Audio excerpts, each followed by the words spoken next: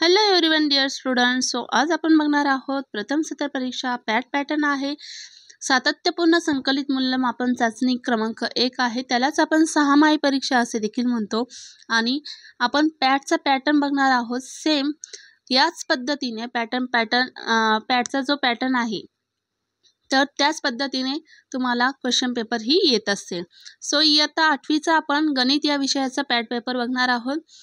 विषय आहे गणित, सब्जेक्ट मॅथमॅटिक्स, क्लास आहे 8th स्टँडर्ड. सो चॅनलला जर कुणी नवीन असाल तर चॅनलला सबस्क्राईब केल्याशिवाय जाऊ नका, कारण की फायदा त्यात तुमचाच आहे. कारण की आपल्या चॅनलला नवनवीन शैक्षणिक व्हिडिओ हे नेहमी अपडेट होत असतात. सो चॅनलला नवीन असाल तर चॅनलला सबस्क्राईब नक्की करा. तसेच हाईप हे बटन दाबा आणि बेल आयकॉनला नक्की प्रेस करा, जेणेकरून येणारा प्रत्येक व्हिडिओची नोटिफिकेशन ही सर्वात प्रथम तुम्हाला येईल.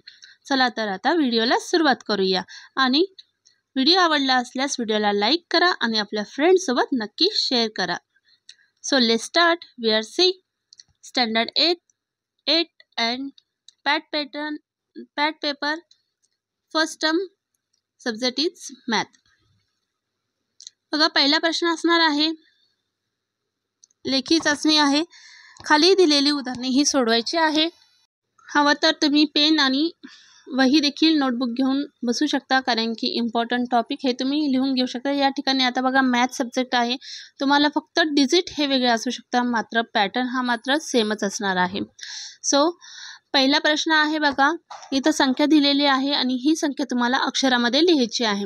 तर संख्या कोणती आहे ती 58,49,651. यानंतर विस्तारित रूपावरून संख्या लिहायची आहे, म्हणजे एक्सपांडेड फॉर्म लिहायचा आहे. तुम्हाला इथं दिलेला आहे, तुम्ही पूर्ण संख्या लिहायची आहे. मग ती किती आहे बघा, 7,96,708. यानंतर पुढचा प्रश्न आहे, चौकटीत दिलेले संख्या ज्या आहे चिन्ह आहे तर त्यांचा योग्य उपयोग करायचा आहे योग्य त्या ठिकाणी. इथं संख्या दिलेली आहे बघा 40,35,314 आणि दुसरी संख्या आहे 38,64,916. तर यामध्ये 38,64,916 पेक्षा 40,35,000 ही 314 ही संख्या कशी आहे तर मोठी आहे, म्हणून आपण हे चिन्ह वापरलेलं आहे. यानंतर पुढचा प्रश्न आहे बघा, अस्मिताने दिवाळीला 1,82,999चा दूरचित्रवाणी संच आणि ईश्वरीने 16,75,500ची गाडी विकत घेतली, तर त्यांनी एकूण किती रुपयाची खरेदी केली? तर या ठिकाणी आपल्याला बेरीज करायची आहे. तर बेरीज करून घ्या बघा. दूरचित्रवाणी संच दिलेली संख्या लिहून घ्या, गाडीची किंमत दिलेली संख्या लिहून घ्या आणि यांची बेरीज करा. एकूण खरेदी येते बघा 18,58,499 इतकी. यानंतर पुढचा प्रश्न आहे, महिला बचत गटाला गृहोपयोगी साहित्य निर्मितीसाठी 9,16,321 खर्च आला. साहित्याच्या विक्रीतून त्यांना 11,23,218 मिळाले, तर बचत गटाला किती रुपयाचा फायदा झाला? तर या ठिकाणी आपल्याला वजाबाकी करायची आहे. साहित्य विक्रीतून मिळालेली संख्या लिहायची, साहित्य निर्मितीचा खर्च लिहायचा आणि शिल्लक किंवा फायदा झालेली रक्कम आपल्याला येते. दिलेली संख्या बघा 2,06,997. तर हे तुमचं उत्तर असेल. तर या ठिकाणी पहिल्या उदाहरणामध्ये आपल्याला ॲडिशन करायची होती, दुसऱ्या उदाहरणामध्ये आपल्याला सबस्ट्रॅक्शन करायचं आहे, म्हणजेच वजाबाकी. आता बघा गुणाकार आणि भागाकार आहे. तर गुणाकार देखील दिलेला आहे बघा 23,302 गुणिले 25, याचं उत्तर आहे 2,82,550. यानंतर भागाकार दिलेला आहे बघा 27,540 भागिले 18. तर उत्तर आलं आहे बघा 1,530. सो या पद्धतीने तुम्ही हवं तर सराव करा, प्रॅक्टिस करा. हे काही प्रश्न आहे, काही टॉपिक आहे, जे घटक आहे, जी मेथड आहे ती तुम्हाला 101% येणारच आहे. त्यामुळे तुम्ही नक्की सराव करा. पहिली गोष्ट म्हणजे तुम्हाला काही संख्या दिल्या असतात त्या अक्षरात लिहायच्या आहे इन वर्ड्स आणि काही फिगरमध्ये लिहायच्या आहे इन डिजिट. यानंतर मल्टिप्लिकेशन, ॲडिशन, सबस्ट्रॅक्शन आणि डिव्हिजन, म्हणजेच गुणाकार, वजाबाकी, भागाकार आणि बेरीज या गोष्टी तुम्हाला पेपरमध्ये हमखास येणार आहे, त्याच्यामुळे चुका करायच्या नाही आहे. या घटकावर तुम्ही अतिशय सराव करा. 4-5 एक्झाम्पल तुम्ही स्वतःहून मनाने घ्या आणि सराव करा. नक्कीच तुम्हाला बाकीचे कोणतेही डिजिट आले किंवा प्रश्न आला तर नक्कीच तुम्हाला हमखास त्याचं उत्तर हे मिळून जाईल. पुढील प्रश्न आहे बघा, खाली दिलेली उदाहरणे सोडवायची आहे. आकृतीमध्ये रेषा यस ही रेषा टीला समांतर आहे आणि रेषा झेड ही त्यांची छेदिका आहे. जर मापकोन सी बरोबर 125 तर मापकोन डी बरोबर हे किती असेल आणि ते कारणसह तुम्हाला लिहायचं आहे. तर इथं आकृती दिलेली आहे. मापकोन डी बरोबर हे 125 सुद्धा दिलेला आहे. सी बरोबर 125 दिलेला आहे. मापकोन सी आणि डी सो या दोन्हीचे माप कसे असणार आहे तर समान असणार आहे, म्हणून मापकोन डी सुद्धा हा 125 येणार, कारण की मापकोन सी हा काय आहे तर 125 आहे. आणि त्याच पद्धतीने आपल्याला इथं सांगितलेलं आहे. आता दोन्हींची सेम का आहे तर आकृतीमध्ये रेषा यस ही रेषा टीला काय आहे तर समांतर आहे, म्हणजेच दोन्हींचे माप कसे असणार आहे तर समान आहे. मग त्याचं कारण देखील आपण सांगू. संगत कोन एकरूप असतात म्हणून त्यांची किंमतही सेम आहे, कारण की मापकोन सी 125 आहे म्हणून मापकोन डी हा देखील 125 असेल. यानंतर पुढचा प्रश्न आहे बघा, आकृतीमध्ये रेषा यल व रेषा एम समांतर आहे आणि रेषा पी व क्यू यांच्या छेदिका आहेत. तर आकृतीत दिलेल्या कोनांच्या मापावरून कोन एक्स व वायची ही मापे काढायची आहे. आता इथं आकृती दिलेली आहे, व्यवस्थित निरीक्षण करायचं आहे बघा. तर व्यवस्थित निरीक्षण करून आपल्याला उत्तर काढता येईल. कोन एक्स बरोबर इथे 110 दिलेले आहे. रेषीय जोडीतील कोनांची बेरीज ही 180 असते आणि कोन वाय बरोबर 50 संगत कोन एकरूप असतात म्हणून मापकोन वायची किंमत ही 50 येते बघा. यानंतर बघा पुढील प्रश्न आहे, आकृतीमध्ये रेषा एम ही रेषा एनला समांतर आहे आणि रेषा पी ही त्यांची छेदिका आहे. तर आंतरविक्रम कोनाच्या जोड्या ह्या लिहायच्या आहेत. तर मग त्या कोणत्या आहेत, कोन डी व एफ आणि कोन सी व कोन ई. तर हवा तर याचा तुम्ही स्क्रीनशॉट घ्या काढून आणि प्रश्न व्यवस्थित वाचा, व्यवस्थित आकृती बघा आणि उत्तर हवं तर लिहून घ्या. चॅनलवर नवीन असाल तर चॅनलला सबस्क्राईब नक्की करा आणि हो मित्रांनो आपल्या फ्रेंड्सला देखील नक्की व्हिडिओ शेअर करा. सर्वांनी छान अभ्यास करा, छान मार्क मिळवा. पुढचा प्रश्न आहे बघा, आकृतीमध्ये रेषा पी आणि क्यू या समांतर रेषा आहेत. रेषा बी सी ही त्यांची छेदिका आहे. तर जे व के ची किंमत काढायची आहे. तर या ठिकाणी बघा व्यवस्थित आकृती बघून घ्या. कोन के बरोबर 120 संगत कोन एकरूप असतात. कोन जे बरोबर 30 त्रिकोणाच्या तीनही कोनांची बेरीज ही 180 असते हे आपल्याला माहिती आहे. यानंतर पुढील प्रश्न आहे का प्रश्न क्रमांक 5, बहुपर्यायी प्रश्नांच्या उत्तराचा योग्य पर्याय क्रमांक दिलेल्या चौकटीत लिहायचा आहे. या ठिकाणी अनेक विद्यार्थी खूप साऱ्या मिस्टेक करतात. पर्याय क्रमांक लिहायचा असतो या ठिकाणी, परंतु उत्तर लिहितात. तर या ठिकाणी जे उत्तर आहे त्याचा पर्याय क्रमांक कोणता आहे ते आपल्याला या चौकोनामध्ये लिहायचं आहे. पहिला आहे बघा, 32चे 5वे मूळ ही संख्या घातांक रूपात कशी लिहाल. तर या ठिकाणी दिलेलं आहे बघा, 32चे 5वे मूळ ही संख्या आपल्याला घातांक रूपात लिहायची.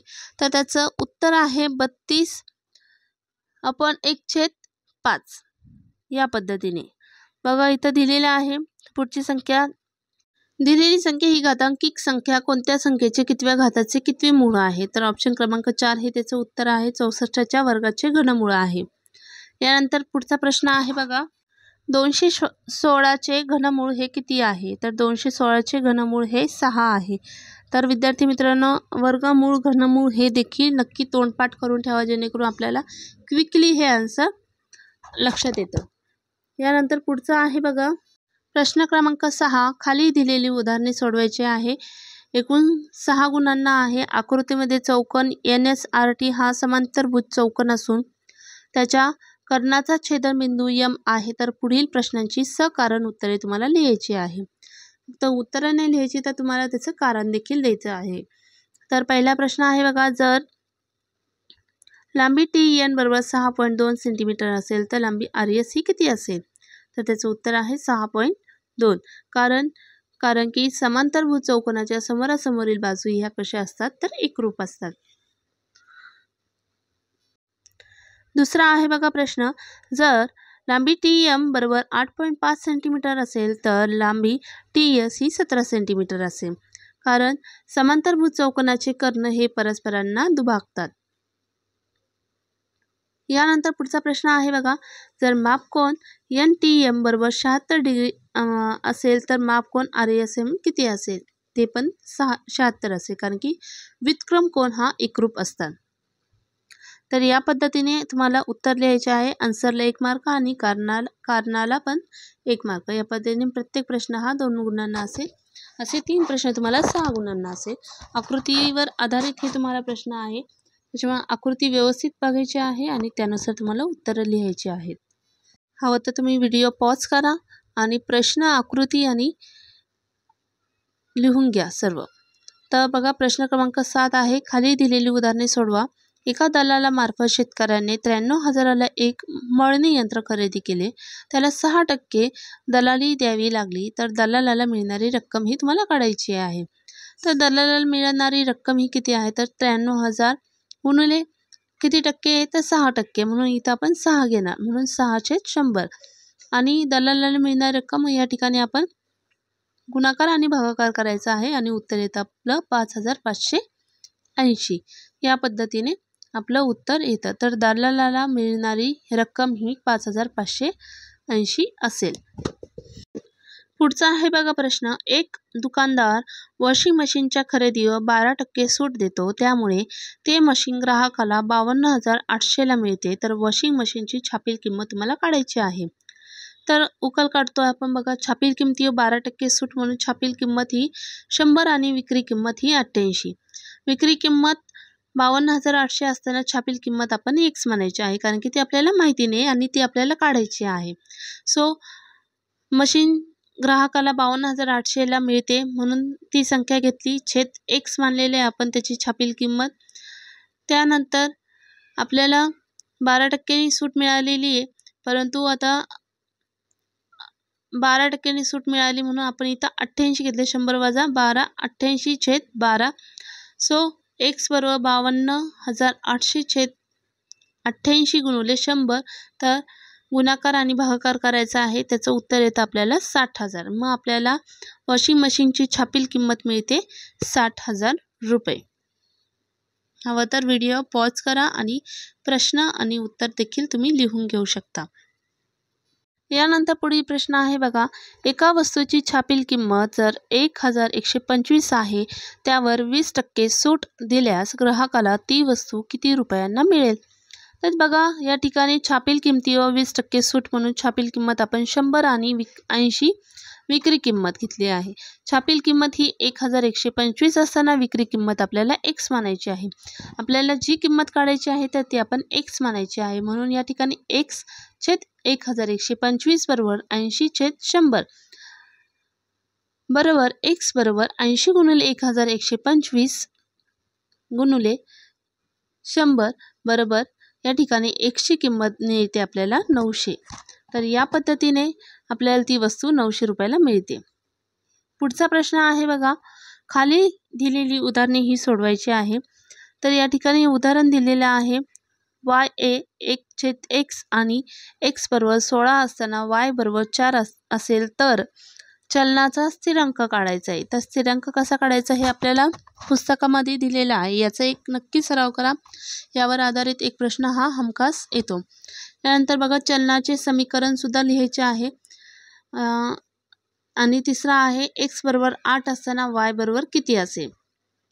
तर या ठिकाणी उदाहरण सोडून दिलेलं आहे. हवं तर व्हिडिओ पॉज करा आणि व्यवस्थितरित्या लिहून घ्या आणि अजून याच प्रकारच्या गणितांचा नक्की सराव करा. पुढील प्रश्न आहे बघा, मूग डाळीची किंमत तिच्या वजनाच्या समप्रमाणात आहे. 8 किलो मूग डाळीची किंमत 728 असेल तर 1 क्विंटल मूग डाळीची किंमत ही किती असेल? तर बघा आपल्याला 1 क्विंटल म्हणजे किती हेच सर्वप्रथम कळायला पाहिजे. तर बघा आपल्याला इथं सांगितलेले आहे मूग डाळीची किंमत ही आपण X मानायची. जसं की मी तुम्हाला सांगितलं आपल्याला ज्या गोष्टी काढायच्या आहे तर ते आपण X किंवा Y मानायचे असतात. मग मूग डाळीची किंमत ही X आणि मूग डाळीचे वजन हे आपण Y काढू, कारण की आपल्याला दोन्हीही काढायचे आहे.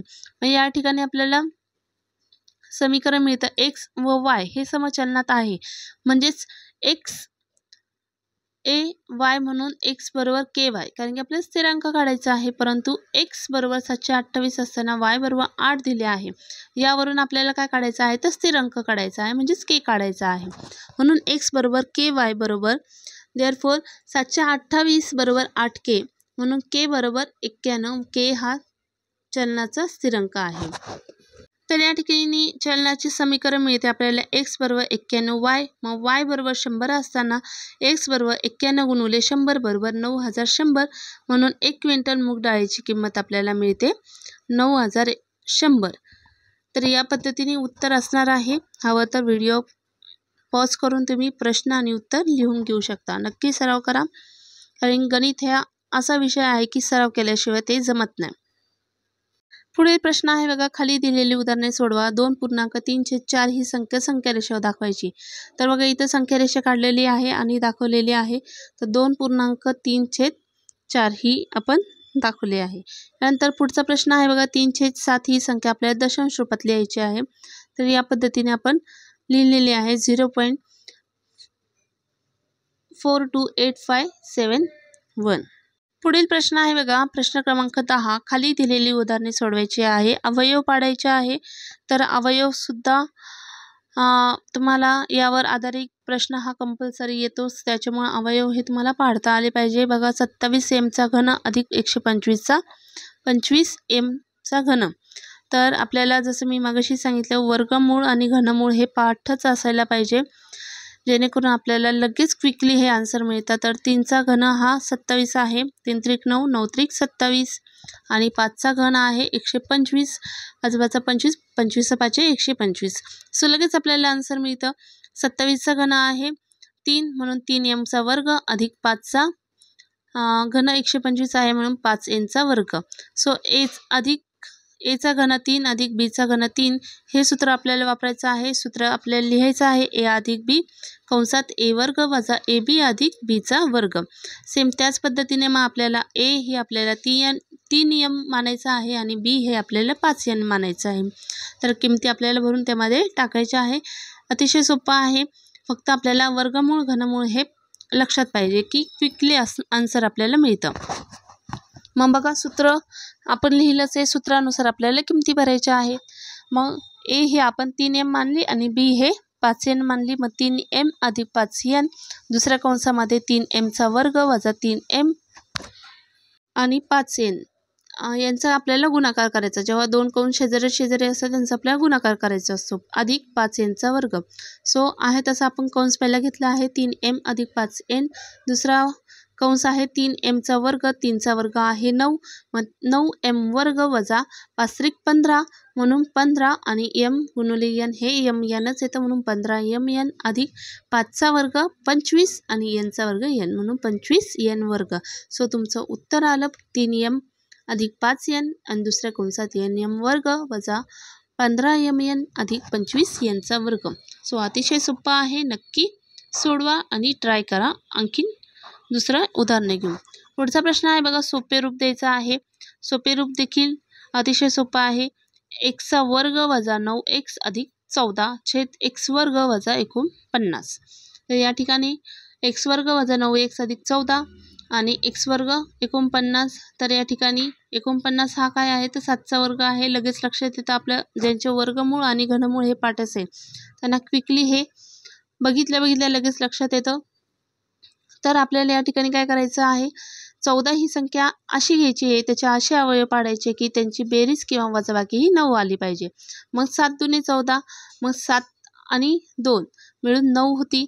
मग त्याचे अवयव पडतात x वजा 7 आणि x वजा 2 छेद x वर्ग बरोबर 7चा वर्ग, कारण की 7 7 49. सो या पद्धतीने ही स्टेप आली. पुढची स्टेप बघा, x वजा 7 आणि x वजा 2 छेद बघा आता x चा वर्ग आहे म्हणून आपण काय केलं आणि 7चा पण वर्ग आहे म्हणून आपण दोन्ही संख्या पुन्हा घेतल्या, x अधिक 7 आणि x वजा 7. x वजा 7 हे दोन्ही कॉमन आहे, तर मग दोन्ही कॉमन संख्या आपल्या ह्या कट झाल्या म्हणजेच वजा झाल्या आणि आपलं उत्तर येतं x वजा 2 छेद x अधिक 7 हे तुमचं उत्तर येतं.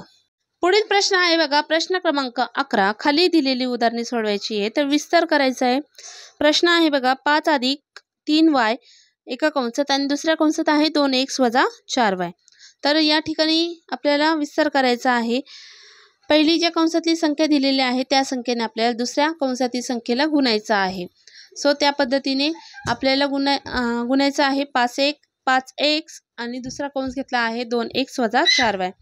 तर 5 दुने 10 म्हणून 10 आणि x आहे म्हणून xचा वर्ग घेतला आहे. यानंतर 4 पंचे 20 आणि x गुणिले y म्हणून 20xy.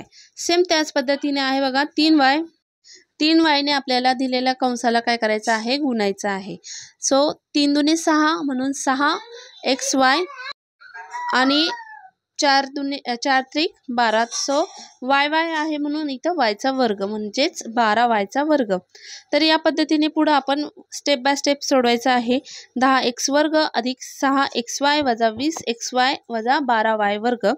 सो उत्तर येतं बघा 10x वर्ग वजा 14xy, कारण की 20 मधून 6 गेले तर 14 हे उत्तर येतं, म्हणून 14xy वजा 12y वर्ग. सो या ठिकाणी तुमचं उत्तर हे येतं.